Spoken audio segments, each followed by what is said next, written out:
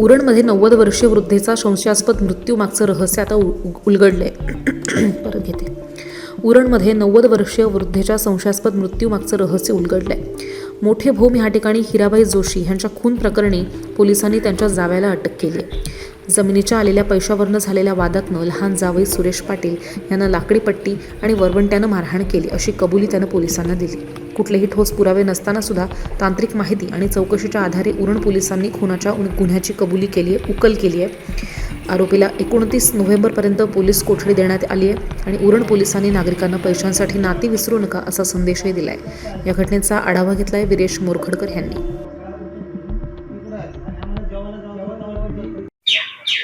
उरणच्या मोठे भोम येथील एका वृद्ध महिलेचा मृत्यू झाला होता आणि हा मृत्यू जो होता तो संशयाच्या भोवऱ्यामध्ये होता.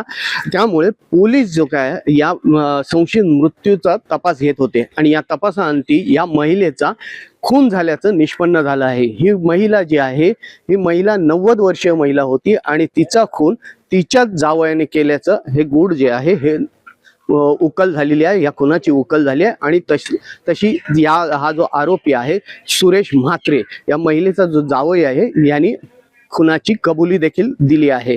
महिलेला 3 मुली होत्या आणि 3 जावई होते.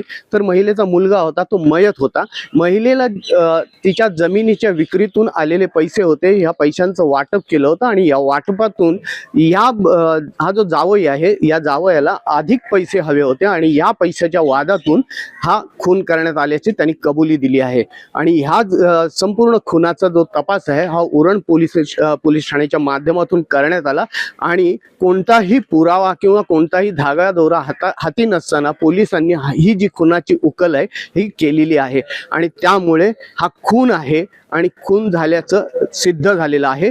आणि त्यातूनच आणखीन एक संदेश देण्यात येतोय की ह्या भागामध्ये जमिनीचे जे पैसे जे आहेत हे अधिक येत आहेत.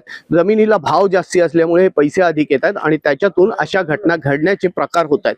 आणि त्यामुळे नागरिकांनी आपलं जे नातं आहे ते नातं जपावं. पैशाच्या लोभापायी असे प्रकार करू नयेत. कोणत्याही प्रकारे अशा प्रकारांमध्ये कोणालाही सूट देण्यात येणार नाही असं उरण पोलिसांकडून सांगण्यात येत आहे. आणि ही जी खुनाची उकल आहे ही पोलिसांनी चांगल्याच शिताफीने केलेली आहे आणि त्यामुळे आज आरोपी पोलिसांच्या ताब्यात आहे. तर आरोपीला उरण न्यायालयामध्ये हजर केला असता 2 दिवसाची पोलीस कोठडी मिळाली असल्याचं पोलिसांकडून सांगण्यात येत आहे.